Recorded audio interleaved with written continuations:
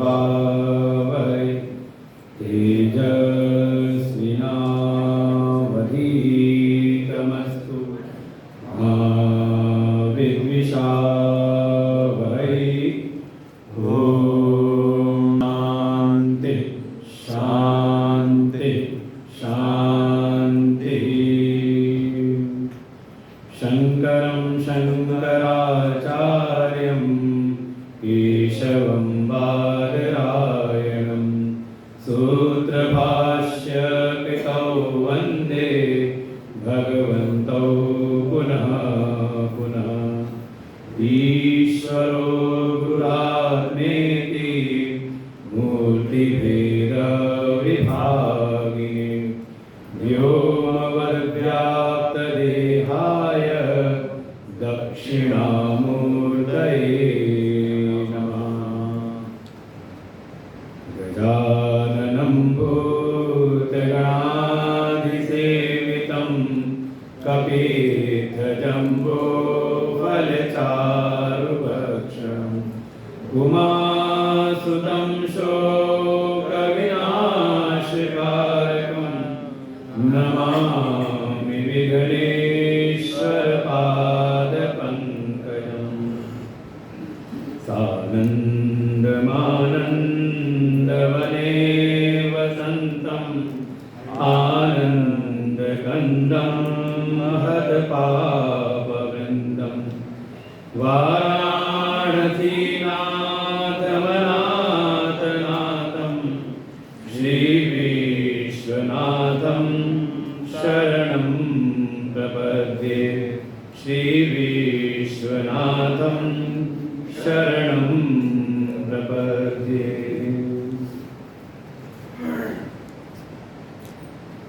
आनंद कंद सच्चिदानंद परात्पर ब्रह्म देवादिदेव महादेव भगवान शिव शंकर के चरणों में कोटि नमन। भगवान शिव के ही वांगमय स्वरूप श्री शिव महापुराण भगवान के चरणों में कोटि नमन वंदन। साक्षात शिव स्वरूप प्रातः स्मरणीय परम श्रद्धेय परम वंदनीय अनंत शिव भूषित पूज्य सद्गुरुदेव भगवान के चरणों में कोटि नमन वंदन। पूज्य गुरुदेव भगवान के अनुग्रह प्राप्त परम श्रद्धेय परम आदरणीय वेदांत आश्रम के महंत स्वामी श्री अभिनंदन महाराज जी के चरणों में कोटि नमन।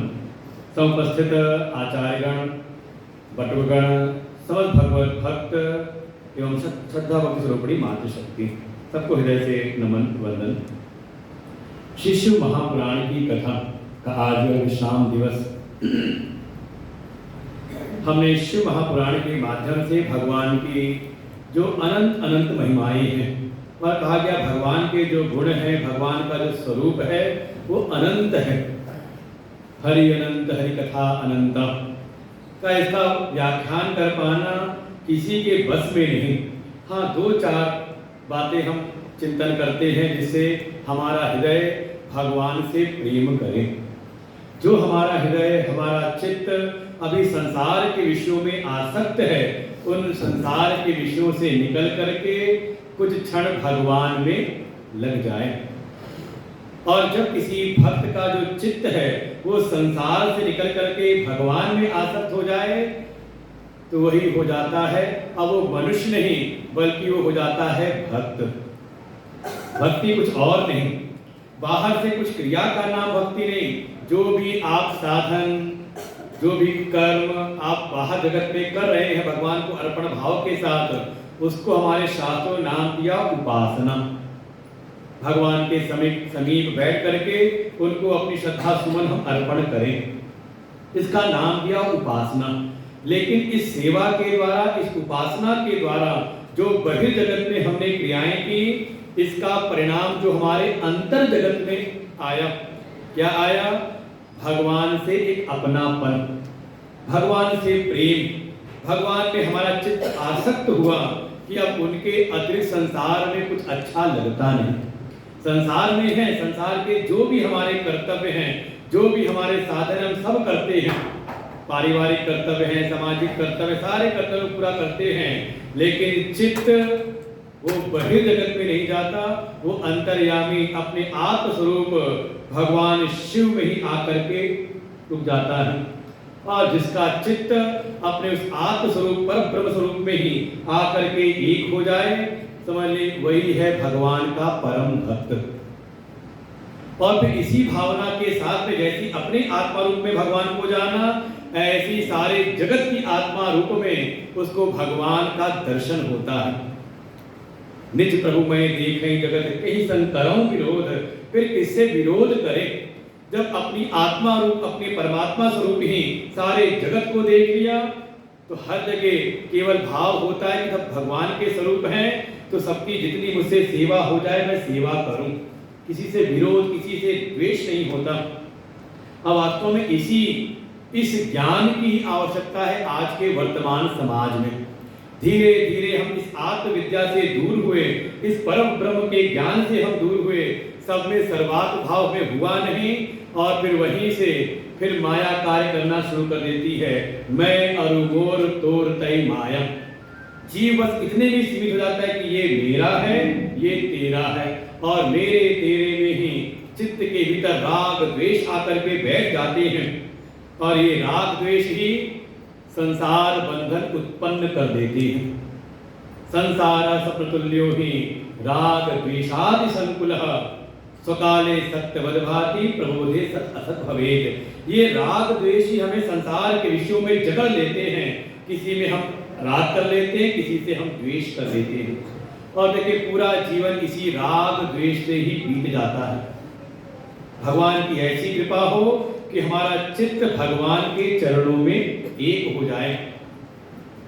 सब कई ममता ताग बटोरी, मम पद मनहि बांध बर डोरी। देखो इतने ही कई नाम भक्ति है। मैया सत्य मन पार्थ योगम युंजन मदाशय। आप चाहे जो भी शास्त्र उठाओ, चाहे आप रामचरितमानस उठाओ, भागवत उठा लो, भागवत में जो भी ब्रज की गोपिकाएं हैं जिनको एक प्रमाण के रूप में माना गया, अगर भक्ति का भक्त का अगर कोई दृष्टांत देना हो तो सीधे देते हैं यथा ब्रज गोपिका नाम, जैसे ब्रज की गोपिकाएं हैं।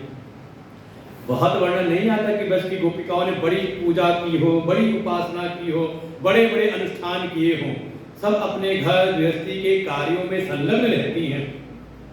तो शरीर तो उनका लगा है संसार में, लेकिन उनका अंतर्मन, उनका चित्त केवल और केवल कन्हाई से।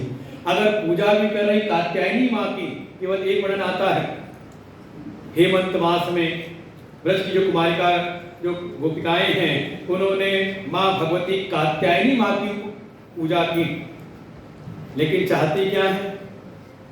कात्यायनी महामाये महायोगिन अधीश्वरी नंद गोप सुतम देवी पति में कुरुते नमः। चाहती है, दिल से चाहती, हृदय से चाहती, केवल और केवल जो नंद गोप के पुत्र हैं कृष्ण, वो हमें प्राप्त हो जाएं। ऐसी ब्रज की गोपिकाएं हैं, उनका चित्त कहीं। और ऐसा तो वर्णन आता है, एक समय देवर्षि नारद भ्रमण करते करते पहुंच गए ब्रज में, और जब ब्रज में गए तो देखा क्या कि एक गोपी यमुना जी के तट पर बैठ करके ध्यान कर रही है। समाधि लगाने का प्रयास लग नहीं रही, लेकिन लगाने का प्रयास कर रही, बार बार आंख बंद करती है, ध्यान लगाती है। देवर्षि को बड़ा आश्चर्य हुआ कि अरे ये जो त्रिलोकी के स्वामी हैं, त्रिलोकी के जो अधिष्ठान हैं, सच्चिदानंद ब्रह्म, वही तो ब्रज में कृष्ण बन करके आए हैं, जिनका सभी योगी ध्यान करते हैं। वो तो इनको सहज प्राप्त है इस गोपी को, तो ये किसका ध्यान कर रही है? जाके देवर्षि ने पूछा, अरे गोपी तू किसका ध्यान कर रही है? गोपी ने कहा, अरे देवर्षि आपको प्रणाम है, मैं कोई ध्यानवान कर नहीं, ध्यान करके ला नहीं रही, बल्कि मेरे चित्त में वो कृष्ण अटक गया है। मैं थोड़ा प्रयास कर रही हूँ कि कुछ देर के लिए कृष्ण मेरे दिल से निकल जाए, कुछ देर के लिए मेरे चित्त से बाहर हो जाए, तो मैं अपना घर गृहस्थी का कुछ कार्य कर लूं। देवर्षि ने पूछा, हुआ क्या, क्या बात हो गई?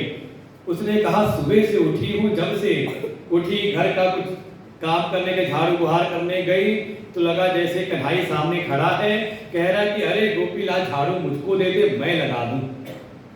और मैं उसकी जो मनोरम उसकी छवि है उसको निहारते हुए झाड़ू मैंने छोड़ दी, वहीं बैठ कर उसको देखने लगी।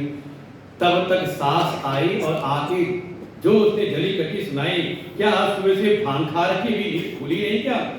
झाड़ू रख करके सामने बैठी पता नहीं किसको निहार रही है, सारा घर ऐसी पड़ा हुआ है। थोड़ा मैं चौकी पे झाड़ू उठाई, झाड़ू बुहार किया, उसके बाद मैं गई गौशाला में, चलो गाय दूह लूं मैं। जैसी गई गौशाला की साफ सफाई करके पात लगाया कि चलो गाय को दूह लूं, गाय को दूह रही तभी लगा जैसे कन्हैया सामने आके बैठ गया और बड़े भाव से कहता है, अरे गोपी थोड़ा दूध मेरी ओर भी तो कर दे।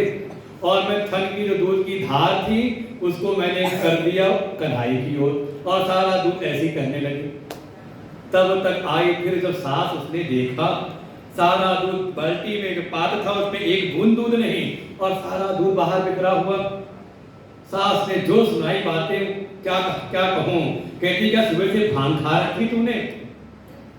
जैसे तैसे वहां से आई निकली कि आऊं करके जल भर के ले आऊं यमुना जी से, और यहाँ भी आई, जो जल भर करके चलने लगी, जैसे लगा कन्हैया सामने आ गया, कह रहा अरे गोपी ला तुझे बैठ मेरे पास, मटकी मुझको दे दे, तुझे मेरे पास बैठ के मुझसे कुछ बातचीत कर। और उस भाव में मैंने मटकी तो छोड़ दी, कन्हैया तो था नहीं, मटकी गिरी और टूट गई। अब बैठे यही सोच रहे क्या मुंह लेकर के जाऊं घर। सास तो बैठी है सुबह से आज ढांकने के लिए, इसीलिए ध्यान करें कि थोड़ी देर के लिए ये कन्हैया मेरे चित्त से निकल जाए। यही है ब्रज की गोपिकाएं, बहुत ज्यादा बाहर पूजा नहीं, अपने कर्तव्यों कर रही हैं, लेकिन चित्त उनका लगा है कन्हैया से। ये स्थिति हमें प्राप्त हो जाए, इसके लिए जप तप तीर्थ यज्ञ व्रत ये सारे बड़े जगत के साधन बताए जाते हैं कि जब हम भाव के साथ भगवान की सेवा करते हैं तो सेवा करते करते ही, कभी भागवत सुनेंगे तो वहां पूरा क्रम बताएंगे कैसे भगवान की लीलाएं होती हैं, कैसे भगवान हृदय रूपी वृंदावन में आकर के बसते, पूरा वहां का क्रम है। ये सेवा के द्वारा, सेवा करते करते ही हमारा चित्त कब भगवान से एक हो जाता है, जुड़ जाता है, हमें पता नहीं चलता। और जब चित्त भगवान में आसक्त हुआ, अब हम मनुष्य नहीं रहे, ना हम स्त्री हैं ना पुरुष हैं, केवल हमारी एक संज्ञा होती है, हम भगवान के भक्त हो जाते हैं।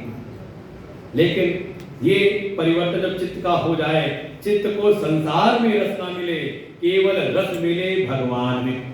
अच्छा, कभी जाते हो बिहारी जी में दर्शन करने तो मन भरा कभी? अरे कितनी भीड़ होती, इतनी धक्के मुक्के के बाद भी वो धक्का देकर चलो बाहर निकलो बाहर निकलो, लेकिन फिर भी मुड़ के एक बार देखने का प्रयास करते, एक झलक और मिल जाए। क्या है का ऐसी ही भावना हमारे पूरे जीवन निरंतरता के साथ बन जाए, हर क्षण भगवान की स्मृति बनी रहे। इस भाव के लिए, इस भक्ति को प्रकट करने के लिए ही ये सारी कथाएं और बड़े जगत के सारे साधन हैं। कोई भक्त बनकर के भगवान की कथा का श्रवण करे तो उसके हृदय के भीतर ही ज्ञान और वैराग्य तत्काल उत्पन्न होते हैं और जीवन का जो परम लक्ष्य है मोक्ष की प्राप्ति, वो अपने आत्म स्वरूप में अवस्थान प्राप्त कर लेता है। अपनी आत्मा का बोध प्राप्त करके उसी को सारे जगत में दर्शन करता है। वर्णन किया शिव महापुराण में भगवान के अवतारों का और उनके मुख्य जो 12 ज्योतिर्लिंग हैं उनकी महिमा का वर्णन किया। और वर्णन करते करते तो सूत जी कहते हैं, सूतवाच सर्वेषां शिवलिंगानां मुनि संख्या न विद्यते, सर्वालिंगमयी भूमि सर्वं लिंगमयं जगत्, लिंगयुक्तानि तीर्थानि सर्वं लिंगे प्रतिष्ठितम्, संख्या न विद्यते तेषां तानि किंचित् ब्रवीम्यहम्, यत् किंचित् दृश्यते दृश्यं वर्ण्यते स्मर्यते च यत्, तत्सर्वं शिवरूपं हि नान्यत् अस्तीति किंचन। देखो, कथा के द्वारा ये भाव भीतर उत्पन्न हो जाए, ऐसी दृष्टि प्राप्त हो जाए।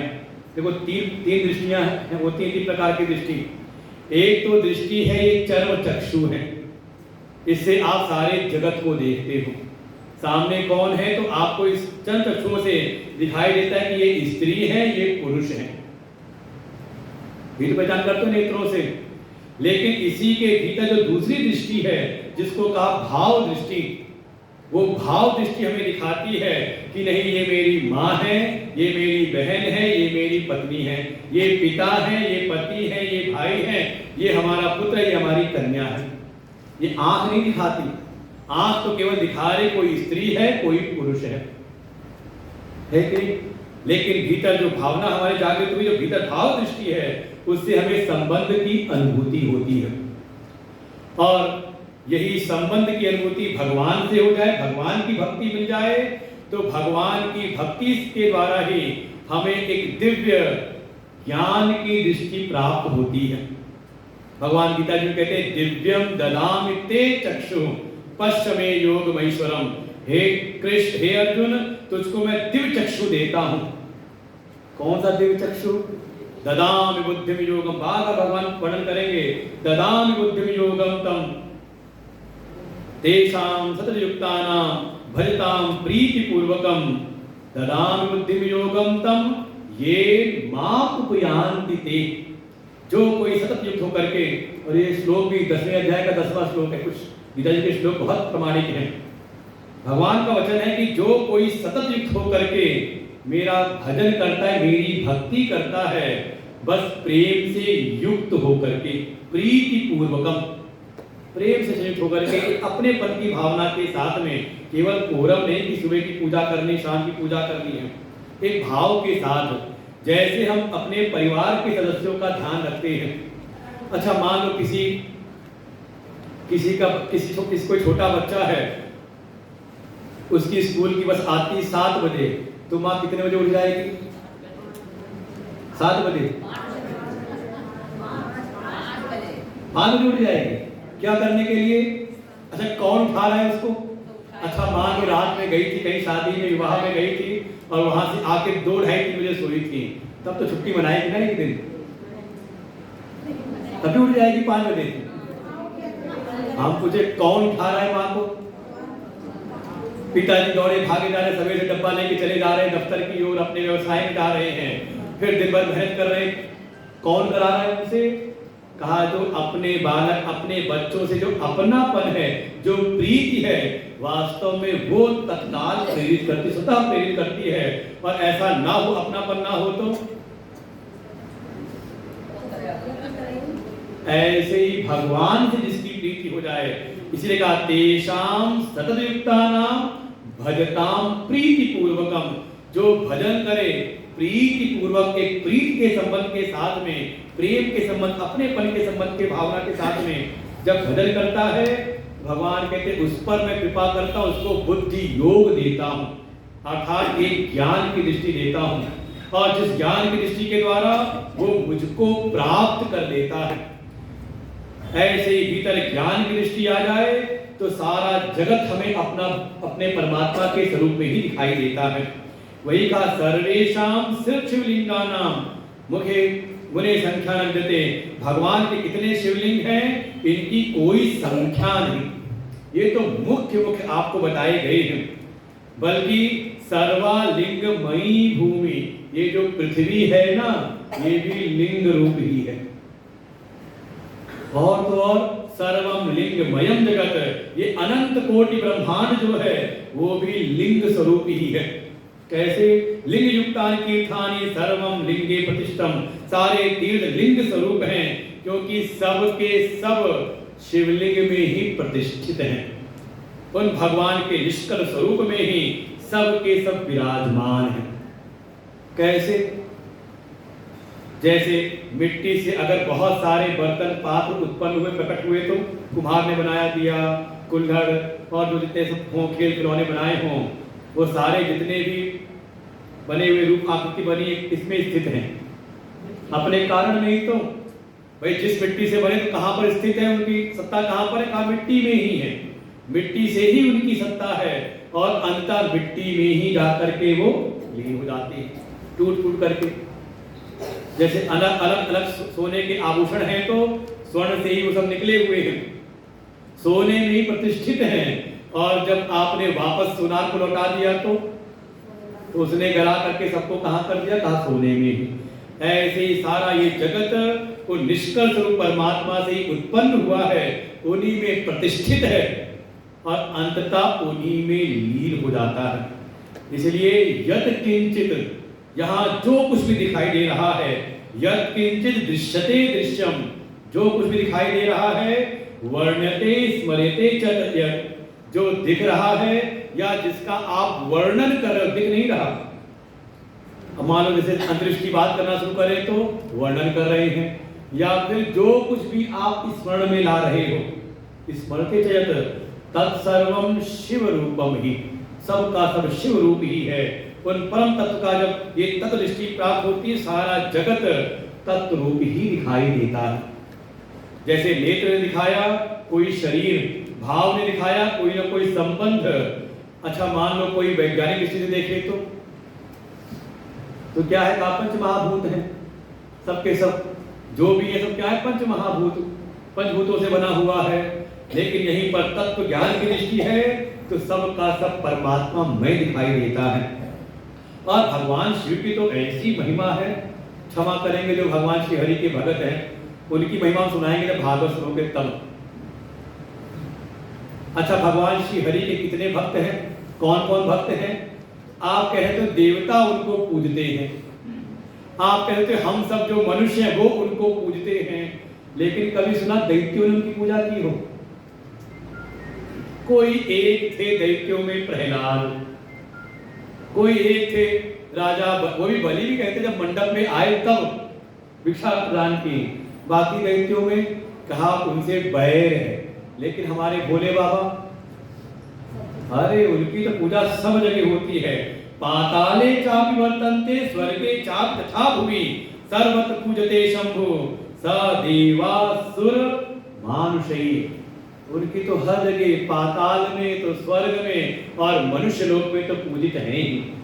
देवता भी पूजते हैं, मनुष्य भी पूजते हैं और दैत्य भी, राक्षस भी। रावण है भगवान का भक्त, बाणासुर है। अरे बाणासुर की तो ऐसी भक्ति है कि बाणासुर की भक्ति के कारण एक समय भगवान शिव आए और उनका युद्ध हुआ। किससे? भगवान कृष्ण से उनका युद्ध हुआ। कथा सुनी कि नहीं? लगता है ठीक से भागवत आपने सुनी नहीं। फिर भागवत वर्णन आता है भगवान कृष्ण का युद्ध हुआ भगवान शिव के साथ, क्योंकि अपने भक्त की शोणितपुरी की रक्षा करने से भगवान शिव आ गए। और युद्ध कभी बस युद्ध चलता चला जाता है, कोई इसके समापन का कोई समय लगता नहीं। तब अंतर मन से दोनों ने बातें की। भगवान कृष्ण का, अरे प्रभु क्या करने आए हो? भगवान शिव ने कहा क्या करूं प्रभु, मेरा भक्त है, इसको मैंने वरदान दिया है तेरी रक्षा करने में स्वयं आऊंगा। भगवान कृष्ण ने कहा मेरे पोते को इसने बंदी बना रखा है। कथा सुनी कि नहीं? प्रतिनिधि की, अनिरुद्ध की, उसको चुरा के इसने अपने आप बंदी बना रखा है, अपहरण कर रखा है। इसीलिए आया हूं, मेरे पोते को छुड़वा दो, मैं चला जाऊंगा। भगवान शिव ने कहा क्या करूं, अब जैसे ही मुझको पराजित करो। तब अंतर मन से बात ही भगवान कृष्ण का, प्रभु आप ही कुछ उपाय करिए। भगवान शिव ने कहा ऐसा करो, मुझको कोई विशेष कोई अस्त्र चलाओ मेरे ऊपर। तब भगवान कृष्ण ने उनके ऊपर जिह्वास्त्र चलाया और जैसे ही चलाया उसका प्रभाव से भगवान शिव को जमाई आने लगी, आलस में हो गए और उतनी देर में बाणासुर पर विजय प्राप्त की, अपने बेटे उठा के चले गए। तो बाणासुर जो पाताल में रहता है वो भी भगवान की पूजा करता है। हर जगह भगवान शिव पूज्य हैं। ऐसे हमारे महादेव हैं, उनकी महिमा तो क्या कहा जाए। यत्र शंभो, और जहां कहीं भगवान शिव प्रकट हुए, किसी भक्त ने प्रेम से उनको प्रकट किया, वही भगवान की शक्तियां प्रकट हुई और फिर वही सब हो गए ज्योतिर्लिंग। ऐसे तो इस संसार में कंकर कंकर शंकर है, क्योंकि सारा जगत उनसे ही उत्पन्न है, उनमें ही प्रतिष्ठित है और अंततः उनमें ही लय हो जाता है। इन ज्योतिर्लिंगों में, इन शिवलिंगों की पूजा में 5 प्रकार के लिंग बताए थे। स्वयंभू लिंग, बिंदु लिंग और प्रतिष्ठित लिंग, चर लिंग और गुरु लिंग। इन 5 प्रकार के शिवलिंगों की जो उपासना करे भगवान शिव के स्वरूप को प्राप्त हो जाता है। और इन सब में मान लो कोई ऐसा हो जो कहे हम पे तो कोई सामर्थ्य है नहीं, अगर इस कलयुग में कोई पार्थिव मिट्टी का शिवलिंग बना करके उसकी पूजा करे, जैसे किया था भुष्मा ने, और ये 12 ज्योतिर्लिंगों में जो 9 ज्योतिर्लिंग हैं वो सब पार्थिव शिवलिंग से ही निर्मित हैं, प्रतिष्ठित हुए हैं। केवल काशी विश्वनाथ जी स्वयंभू शिवलिंग हैं। एक वो रावण लेके आया था भगवान शिव से बैद्यनाथ, वो भगवान का दिया हुआ शिवलिंग, प्रतिष्ठित शिवलिंग है। और तीसरा मल्लिकार्जुन जो भगवान शिव और मां पार्वती से प्रतिष्ठित हुए थे। इसके अलावा जो 9 ज्योतिर्लिंग हैं सब पार्थिव से ही निर्मित हुए हैं। पार्थिव शिवलिंग की पूजा के द्वारा भगवान प्रतिष्ठित हुए। इनकी प्राप्ति कोई भी करे, यम यम कामपेक्षैव प्रतिष्ठन्ति नरोत्तमम्। और इन 12 ज्योतिर्लिंगों का तो ऐसी महिमा है, इनके दर्शन करे तो करे, अगर इनके नाम का भी स्मरण कर ले तो उसके मन की समस्त कामनाओं को पूरी होती हैं। और कोई निष्काम भाव से करे तो उसको फिर कभी माँ के गर्भ में नहीं आना पड़ता, वो जन्म मृत्यु के चक्र से मुक्त हो जाता है। ऐसे 12 ज्योतिर्लिंगों की महिमा का वर्णन विस्तार से किया। सौराष्ट्रे सोमनाथं च श्रीशैले मल्लिकार्जुनम् उज्जैन्यां महाकालम् ओंकारं ममलेश्वरम् परल्यां वैद्यनाथं च डाकिन्यां भीमशङ्करम् हेतुवन्धे तु रामेशं नागेशं दारुकावने वाराणस्यां तु विश्वेशं त्र्यम्बकं गौतमी तटे हिमालये तु केदारं गुष्मेशं च शिवालये एतानि ज्योतिर्लिङ्गानि सायं प्रातः पठे नर सप्तजन्मकृतं पापं स्मरणेन विनश्यति। प्रातः सायं को इस स्तोत्र का ही पाठ कर ले, अर्थात 12 ज्योतिर्लिंगों के नामों का स्मरण कर ले, उसके जन्म जन्मांतर के पाप कट जाते हैं। एक कथा सुनाई भगवान श्री हरि की, कैसे भगवान श्री हरि भगवान शिव की उपासना करते हैं। वैसे कथा हमारे महाराज ने सुना दी है वो, कि एक बार भगवान श्री हरि और उनके शिवलिंग का नाम ही है हरीश्वर शिवलिंग। अपने शिवलिंग की उपासना में और मन के भीतर भाव आया कि मैं भगवान शिव का सहस्त्र नामों से अर्चन करूं। अपने हाथों से जा करके 1000 कमल पुष्पों का चयन किया और थाल में रख करके बैठ गए। एक एक नाम बोलते हैं और एक एक नाम से भगवान शिव को ओम नमः शिवाय एक कमल पुष्प अर्पण किया, ओम हराय नमः एक दूसरा अर्पण किया। ऐसे करते करते 1000 नामों का भगवान ने स्मरण किया। सूर्य आशित वत्सलाय नमः जैसी 999 पूरे हुए, 1000वां नाम पढ़ा और हाथ लगाया था, थाली में टटोलने लगे। देखा वहां तो कोई कमल है ही नहीं। अरे मैंने तो गिन के रखे थे 1000, ये कम कैसे पड़ गया? कारण ये था कि भगवान शिव उस समय एक कौतुक करने के लिए गोपयामास कमलम तद एकम भुवनेश्वर, भगवान शिव ने भगवान श्री हरि से एक कौतुक करते हुए, एक अपना कहते हैं उनका परीक्षा लेने की भावना से एक कमल को चुरा लिया। ये चलती है आपस में, दोनों में मित्र भाव है। जब देखा एक तो कम रह गया, क्या करूं? अगर उठ करके जाऊं तो जो हमारी अर्चना ये खंडित हो जाएगी, और अगर माया से बनूं तो ठीक रहेगा नहीं। भाई माया से प्रकट कर सकते थे अपनी माया शक्ति से, क्या करें? तब उनको स्मरण आया कि मेरे जो भक्त हैं मुझको कहते मैं कमल नयन हूं, मेरे जो नेत्र हैं कमल के समान हैं। अपना एक नेत्र ही निकाला, अपना किसी औजार से निकाल करके अर्पण कर दिया। भगवान शिव तो प्रसन्न हो गए। हरिस्ते सहस्रम कमल बलिमाधाय पदयो यदेको नेतस्मिन् निजमुदहरन् नेत्रकमलं गतो भक्त्युद्रेक परिणतिमसौ च प्रभपुषा त्रयाणां रक्षायै त्रिपुरहर जागर्ति जगतां। भगवान श्री हरि ने अपने नेत्रों को अर्पण किया। भगवान शिव तो प्रसन्न हो गए, और प्रसन्न होकर के भगवान शंभु ने भगवान श्री हरि को एक दिव्य 1000 अरों वाला एक चक्र प्रदान किया। एव मुक्तो ददौ चक्रम सूर्यादिसमप्रभ सुदर्शनम पदोत्थम सर्वशत्रु विनाशनम। सुदर्शन चक्र भेंट किया भगवान श्री हरि को, तभी से भगवान हो गए सुदर्शन चक्रधारी। भगवान शिव से प्राप्त हुआ उनको सुदर्शन चक्र। ऐसे भगवान श्री हरि की कथा सुनाई, उनकी भक्ति का वर्णन किया। शौनक आदि ऋषियों ने पूछ लिया, केन तेन संतुष्टा शिवो यच्छति यत्सुखम कुशल शिवकृत्ये त्वं तस्मात् पृच्छामहे वयम्। हे सूत जी, थोड़ा आप ये भी तो बताइए, भगवान शिव को अगर प्रसन्न करना हो तो हम कौन सा व्रत करें? कौन सा व्रत करना चाहिए भगवान शिव को प्रसन्न करने के लिए? स्वयं भगवान शिव से एक ने पूछा था, ब्रह्मा विष्णु और स्वयं मां पार्वती ने। उन्होंने पूछा था कि प्रभु आप बताइए, आप किस व्रत से प्रसन्न होते हैं? यदा भवद्भिः पृच्छेत तथा पृष्ठं हि वेदिता हरिणा शिवया चैव तथा वै शंकर प्रति। भगवान विष्णु और मां पार्वती ने स्वयं जाकर के उनसे पूछा था कि आप ही बताइए, आप कैसे प्रसन्न होते हैं? भगवान शिव बड़े मुस्कुराए, कहा, अच्छा मतलब कैसे मैं तुम्हारे बस में हो जाऊं ये बता दूं? यही तो भावना हुई। शिव उवाच भूरिवतानि मे सन्ति भुक्ति मुक्ति प्रदानि च।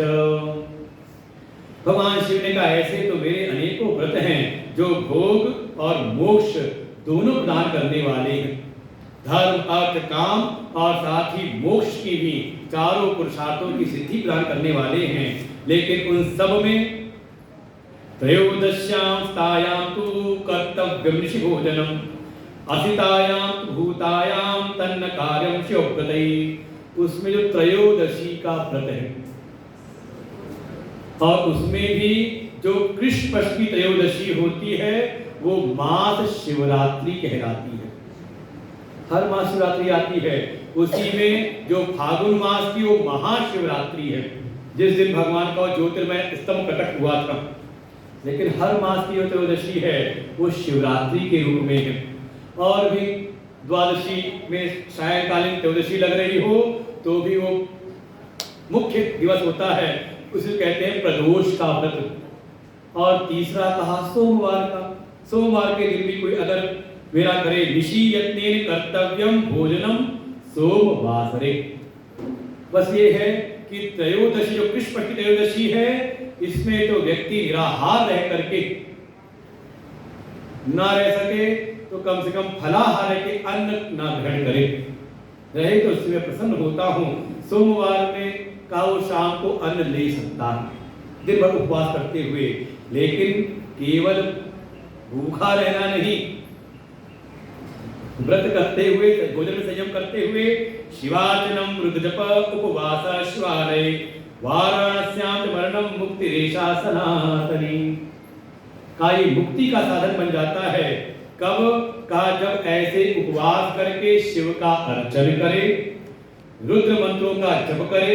3 मंत्र बताए थे मुख्य रूप से, एक पंचाक्षरी ओम नमः शिवाय, दूसरा महामृत्युंजय मंत्र ओम त्र्यंबकम यजामहे सुगंधिं पुष्टिवर्धनम, और तीसरा जो रुद्र गायत्री ओम तत्पुरुषाय विद्महे महादेवाय धीमहि तन्नो रुद्र प्रचोदयात्। इन तीनों में से कोई एक मंत्र का जाप उपवास रखे थोड़ा शिवालय में भी जाए, और शिवालय में भी अगर उसको दर्शन हो जाए, वाराणसी नाथ अनाथ नाथम श्री विश्वनाथम शरणम प्रपद्ये, कोई भगवान काशी विश्वनाथ जी के दर्शन प्राप्त कर ले तो साक्षात, और यहाँ तक कह दिया काशी में किसी का मरण हो जाए वो तो साक्षात मुक्ति प्राप्त करता है, क्योंकि काशी का प्रलय में भी कभी प्रलय नहीं होता।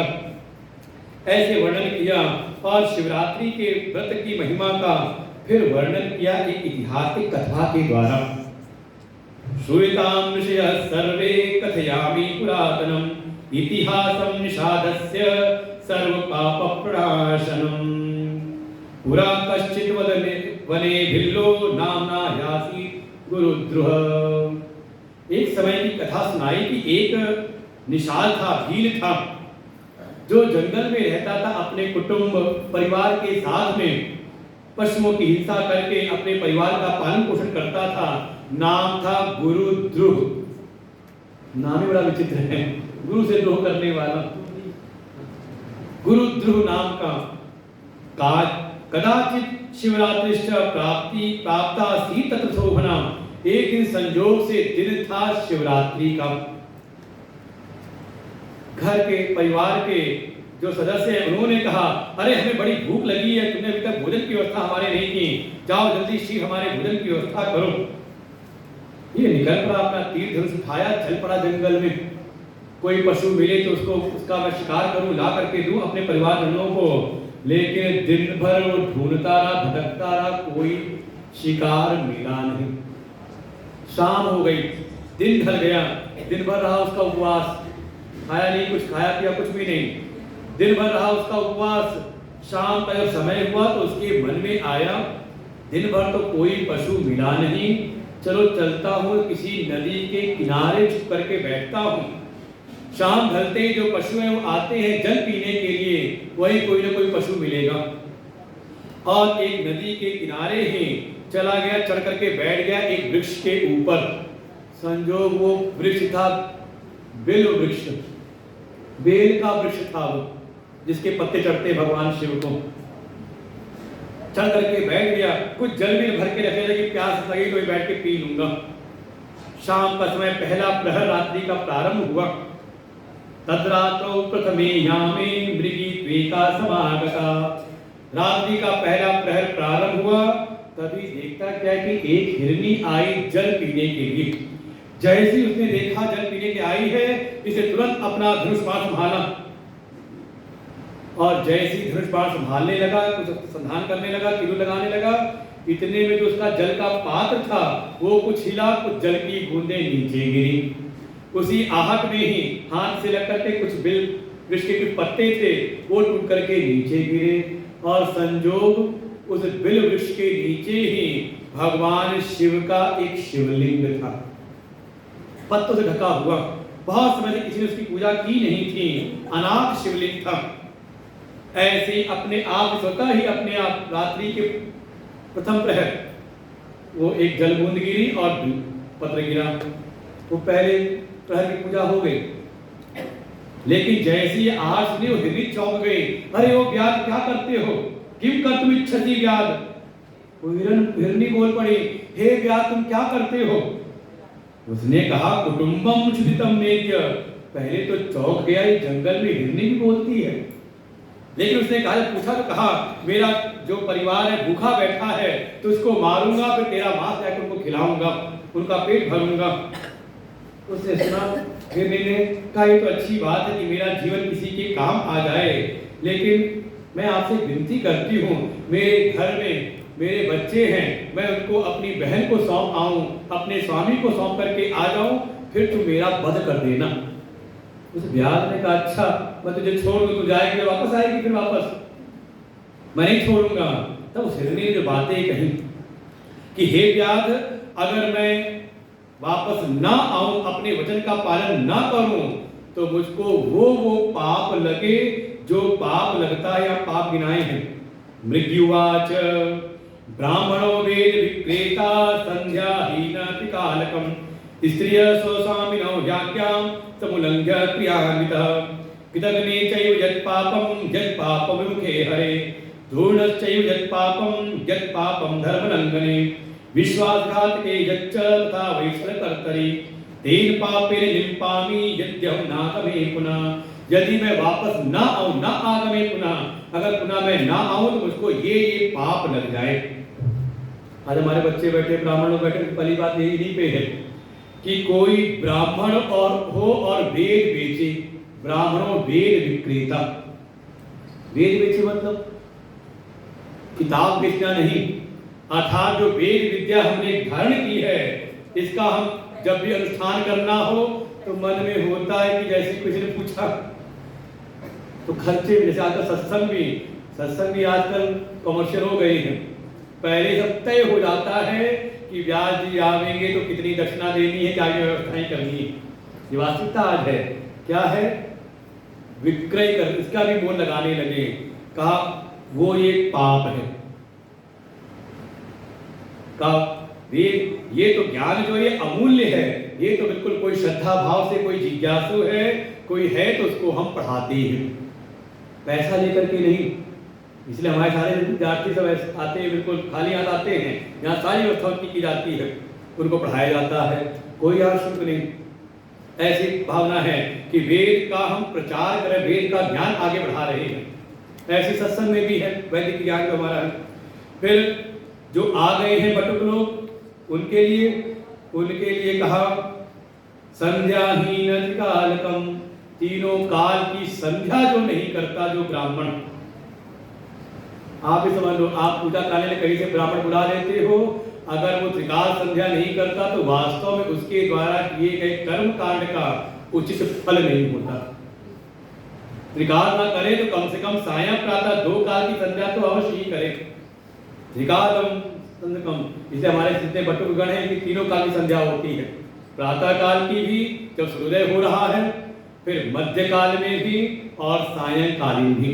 हमारे आश्रम के ग्रुप में जो जुड़े होंगे देखते होंगे, वो जो इनमें 2-4 जुड़े होंगे, तीनों समय की फोटो आती है कि संध्या की फोटो की, तीनों काल के आचार्य लोग करवाते हैं, जैसे भले इनका मन हो ना हो, क्योंकि अभ्यास दिलाना, जैसे आप बच्चों को सिखाते हो कैसे रहना है, कैसे बात करनी, कैसे सब व्यवहार करना है, ऐसे इनको भी त्रिकाल संध्या करने वाला अगर ना करे तो उसको जो पाप होता है।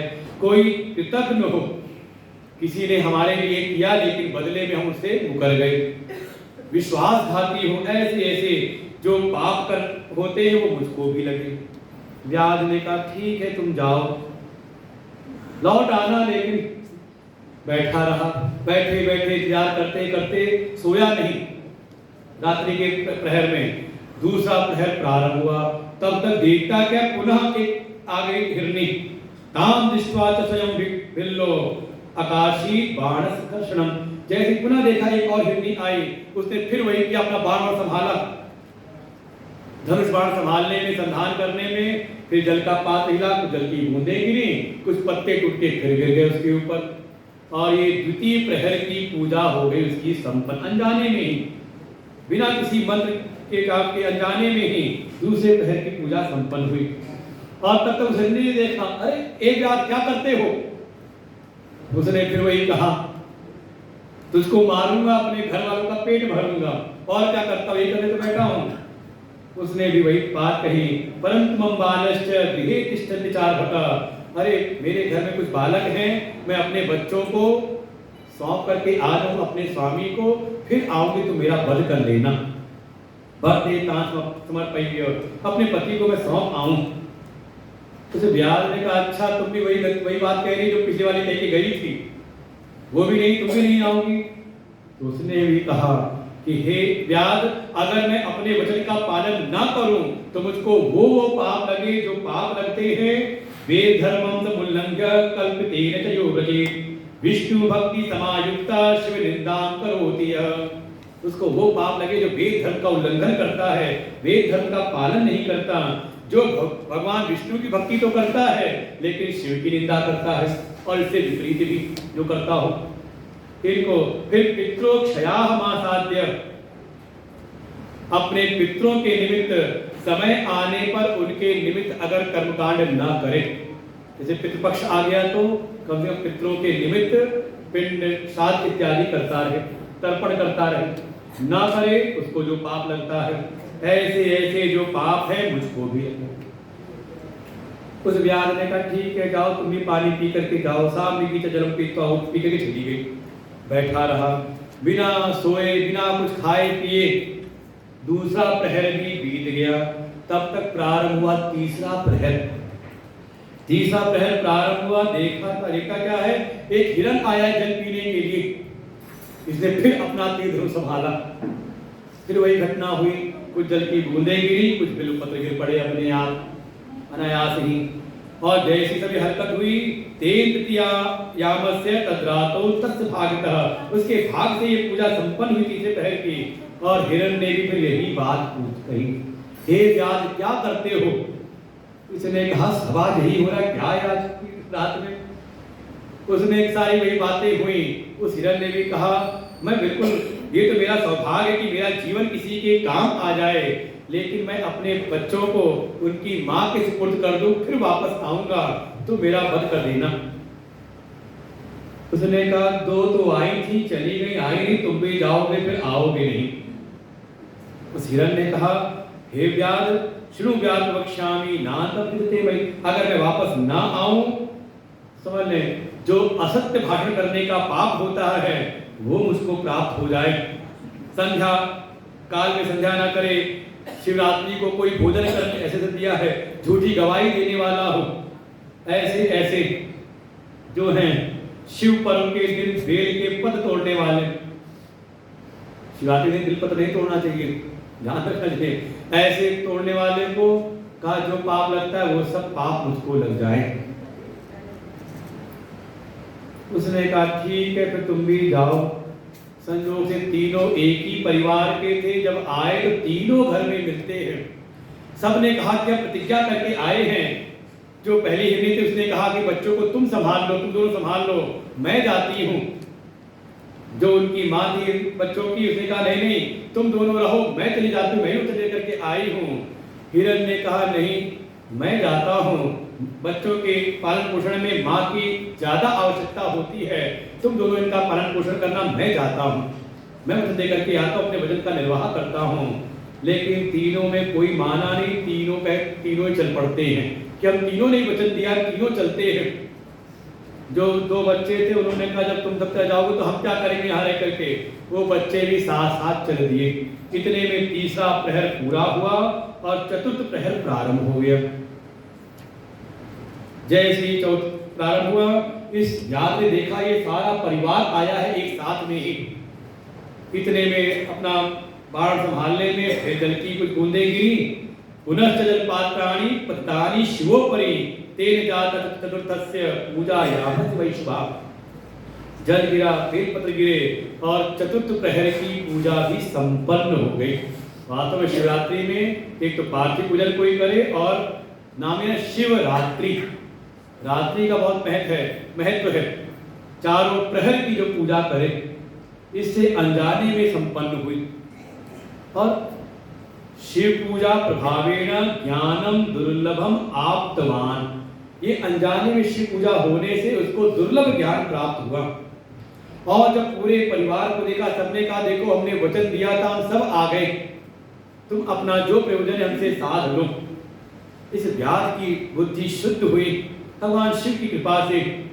उसने कहा एते धन्या मृगाश्चैव ज्ञानहीना सम्मताः स्वयेनैव शरीरेण परोपकरणेन ताः। ये देखो ये तो पशु शरीर में रह करके भी अपने वचन का पालन करने वाले हैं, और मैं मनुष्य जन्म पा करके भी मानुष्यम जन प्राप्य, ये मैं मनुष्य का जन्म प्राप्त करके भी परोपकार की भावना से रहित हूँ। बुद्धि शुद्ध हो गई। उसने तत्काल ही कहा हे हिरणों तुम सब जाओ, मैं तुम्हारा शिकार नहीं करूंगा। और उसकी इस भावना के द्वारा ही तत्काल भगवान शिव प्रकट हो गए।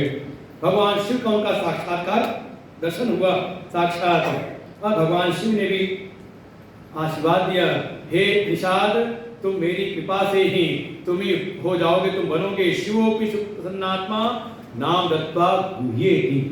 आज से तुम्हारा नाम होगा गुह्य, और तुम्हारे पास ही मेरे परम प्रिय प्रभु श्री राम का आगमन होगा और वो तुम्हें अपना मित्र बनाएंगे।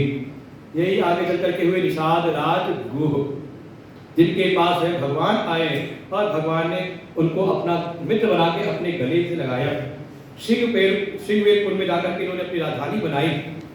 इधर जो सारे हिरण थे इनको भी भगवान शिव का दर्शन हुआ और इनकी भी मृग योनि से मुक्ति हो गई। और इन सब ने भुक्त्वा राम कृपाम प्राप्य शिव सायुज्यम आप्तवान, सबको शिव सायुज्य की प्राप्ति हुई। 4 प्रकार की मुक्ति का वर्णन किया है।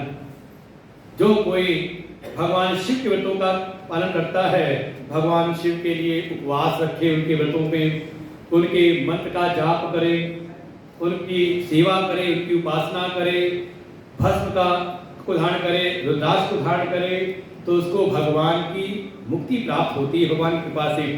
मुक्ति चतुर्विधा प्रोक्ता श्रूयताम कथयामिव, सारूप्या चैव सालोक्या सानिध्या तथा परा, सायुज्या चतुर्थी सा व्रते नानेन साया भवेत्। उसको सारूप्य, सालोक्य, सानिध्य, सायुज्य प्रकार की 4 प्रकार की मुक्ति उसको प्राप्त होती है।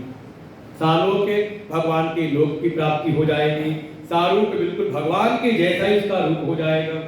जैसे जय विजय को सुनते बिल्कुल भगवान जैसे हैं, उनको सारूप्य। सायुज्य भगवान के उपयोग की कोई वस्तु बन जाती है जो हमेशा भगवान के उपयोग में आए। फिर सानिध्य भगवान का सानिध्य उनको प्राप्त होता है अगर भगवान शिव के व्रत का कोई अनुष्ठान करे। और तो और परम कृपा तो तब है कि उसको 5वीं मुक्ति मिल जाए, और जो केवल और केवल मिलती भगवान शिव की कृपा से। मुक्तेर दाता मुनि श्रेष्ठा केवलम शिव उच्चते, और वो प्राप्त होती है शिव तत्व के बोध से। और मुक्ति कैवल्य मुक्ति दह सूत्र त्रिवर्गस्य पदोपि कैवल्याख्या पंचमी च दुर्लभा सर्वताम्नाम। वो तो संसार में अत्यंत ही दुर्लभ है जो उस शिव तत्व का अनुभव करके शिवमय ही सारे जगत को अनुभव करते हैं। वास्तव में उनको ही प्राप्त होती है कैवल्य मुक्ति। और यही बात भागवत जी में भी आती है। सर्व वेदांत सारम यत् ब्रह्मात्मैकत्व लक्षणम वस्तु द्वितीयं तन्निष्ठम कैवल्यैक प्रयोजनम। कैवल्य पद की प्राप्ति हो जाए, अर्थात आप जिस भी आराध्य देव की भक्ति में लगे हुए हैं, उनकी सेवा भक्ति पूजन करते हुए उनके परम तत्व को अनुभव कर ले कि हमारे आराध्य ही परम ब्रह्म हैं, वो मेरी आत्मा ही है।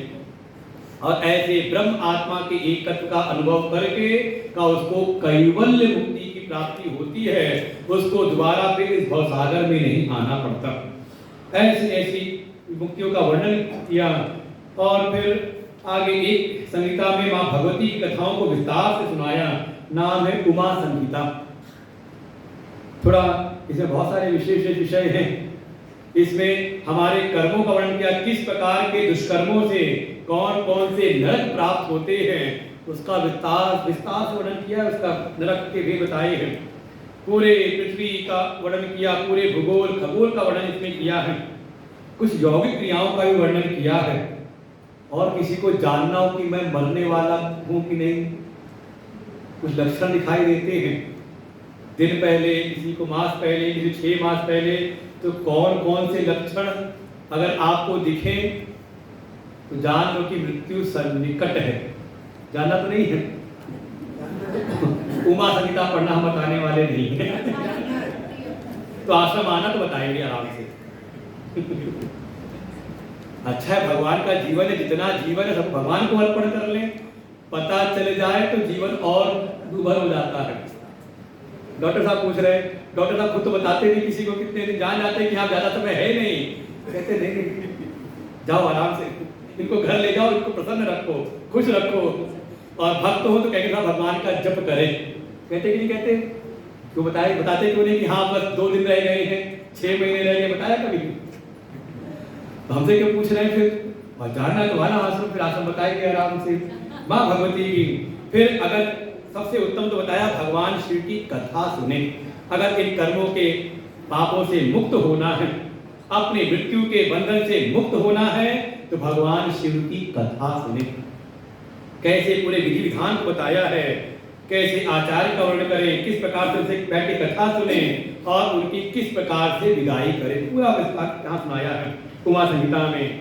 फिर इसके उपरांत छठी संहिता जिसका नाम है कैलाश संहिता, जिसमें मुख्य रूप से वर्णन किया है कि संन्यास कैसे लेना चाहिए। किसको किसको लेना हो तो बताओ, मैं सुनाऊं विस्तार से। संन्यास की विधि का वर्णन किया है और संन्यास लेकर के क्या करना है। तो चलो फिर हरिद्वार चलते हैं। फिर आज हम भी जा रहे हैं, तुम सब भी चलो। वही रहना, फिर संन्यास लेके क्या थोड़ा रहना होता है। हमने संन्यास ले तो घर थोड़ा गए कभी, फिर गुरु जी की सेवा में लगे हुए हैं। तो मतलब अभी अच्छा मन से लेना है, तो ना तो किसी से राग करना, ना किसी से द्वेष करना। ये है व्यवहारिक संन्यास प्रवृत्ति में। भगवान कृष्ण ने कहा है गेय सनित सन्यासी यो न द्वेष्टि न कांक्षति। वो वास्तव में सन्यासी है। मन से सन्यास ऐसे ही होता है। आज के बाद ना तो किसी से द्वेष करना, इसको हमारे गुरुदेव कहते हैं 2 चीजें जीवन में आ जाएं, ना तो किसी की प्रशंसा और ना किसी की निंदा, दोनों ना हो। और देखो आप इन्हीं दोनों में लगे हुए हो, कोई प्रतिकूल हुआ तो उसकी बुराई की, निंदा की, और किसी से कुछ आकांक्षा, कुछ इच्छा है किसी से, तो आशा लगी है तो उसकी प्रशंसा करते हैं, बहुत अच्छा है। जिस दिन आप बिल्कुल दोनों से रहित हो जाओ, ना निंदा ना प्रशंसा, समझ लो आप सन्यासी हो मन से। भगवान शिव ने कहा है और भगवान कृष्ण ने कहा गीता जी में। आगे आती है वायवी संहिता, जिसमें पाशुपत मत का की स्थापना की है। स्वयं सूत जी जब पूछा, शनक आदि ऋषियों ने सूत जी ने आवाहन किया है पवन देवता का, वायु देवता का, और वायु देवता आकर के उपदेश करते हैं पाशुपत मत का। इसी कारण से आप 18 पुराणों की जहां गणना सुनेंगे, वहां पे शिव पुराण का नाम नहीं मिलेगा। वहां पे एक पुराण है वायु पुराण, समझ लो शिव पुराण ही है। शिव पुराण नाम से आपको पुराण में 18 पुराणों में नाम नहीं मिलेगा। कभी देवी भागवत पुराण पढ़ेंगे तो उसमें सारे पुराणों का वर्णन दिया हुआ है, उसमें जो क्रम है उसमें शिव पुराण नहीं है, वहां पे नाम आता है वायु पुराण। क्योंकि इस शिव पुराण का जो मुख्य प्रतिपाद्य विषय है पाशुपत मत, उसकी स्थापना, उसका उपदेश है वायुदेव ने किया है, इसलिए उनके नाम से ही वायवी संहिता और शिव पुराण का नाम भी वायु पुराण से हो जाता है। वायुर्वाच पशुपाश प्रतिज्ञानम यद्दब्धं तु मया पुरा तत्निष्ठा परा कार्य पुरुषेण सुखार्तिना अज्ञान प्रभवं दुःखं ज्ञानी नैव निवर्तते ज्ञानं वस्तु परिच्छेद्यो वस्तु च त्रिविधं स्मृतम् अजडं च जडं चैव नियन्त्री च तयोरपि पशुपाशपतिश्चेति कथ्यते तत्तयं प्रमात् अक्षरं च अक्षरं चैव क्षराक्षरपरं तथा तदेतत्तृतीयं भूम्ना कथ्यते तत्त्वेभिः। पूरा साफ सुनाया कि वास्तव में अज्ञान के प्रभाव से ही ये जीव अज्ञान के पास से बद्ध है, पशुवत है। इस अज्ञान से बद्ध जीव को ही संज्ञा दी पशु, और जो इस माया बंधन से मुक्त हो जाए या जो मुक्त करने वाले हैं उन्हीं का नाम है पशुपति। का ज्ञान की प्राप्ति करनी चाहिए, क्योंकि अज्ञान के कारण ही दुख मिलता है और अज्ञान के मिटते ही परम आनंद की प्राप्ति होती है, मोक्ष सुलभ हो जाता है। किस चीज का विवेक करें, किस चीज का ज्ञान? तो कहा 3 चीजों का, जड़, अजड़ और नियंत्रित। अजड़ं च जड़ं चैव नियंत्री च तयोरपि। एक अजड़ है अर्थात जड़ से उल्टा, ऐसे कि समझ लो एक जड़ है, दूसरा अजड़ है मतलब चेतन है, और तीसरा है दोनों का नियंता। जड़ प्रकृति ही जड़ है जिससे सारा ये जगत बना हुआ है। फिर जो जीव है वो चेतन है, और ये जगत और प्रकृति और जीव दोनों नियंत्रित हैं, उसी का नाम है, जिससे नियंत्रित हैं उसका नाम है परमेश्वर। ये प्रकृति जो जड़ है इसी को कहा पाश, इस पाश से जो बद्ध है माया के बंधन में है वही है पशु। कौन? हम सब जीव, और हम सबको इन दोनों से मुक्त करने वाले जो हैं का उन्हीं का नाम है पशुपति। फिर ये जो प्रकृति है ये क्षर है, जो जीव है ये अक्षर है, और इन दोनों का जो अधिष्ठान, दोनों सत्ता देने वाला, दोनों से अतीत जो है, परे है, वही है परम अक्षर, वही है भगवान शिव, वही है पशुपति। यस्मात् शरमतीतोऽहम् अक्षरादपि चोत्तमा अतोऽस्मि लोके भेदे च पुरुषोत्तम। भगवान गीता जी इसी बात को कहेंगे, 15वां अध्याय पढ़ना, उसमें आएगा कि एक क्षर है, क्षर से भी अतीत, दूसरा अक्षर है उससे भी अतीत, दोनों से परे जो उत्तम है वही है पुरुषोत्तम। भगवान कहते हैं वही मैं। क्षर इस प्रकृति को जाने, ये पंच भौतिक जो जगत है ये सब क्षर है, कितना भी संभालो सब धीरे नष्ट हो जाएगा। फिर इन सब को अनुभव करने वाला मैं, और देखो ये शरीर भी क्षर ही है, नाश भी हो जा रहा है, लेकिन इन सबको अनुभव करने वाला कहा मैं अक्षर पुरुष हूं, जीव हूं। और क्षर और अक्षर दोनों से परे जो अपनी आत्मा है वो कहा वही परम अक्षर है, वही पशुपति है, वही भगवान शिव है।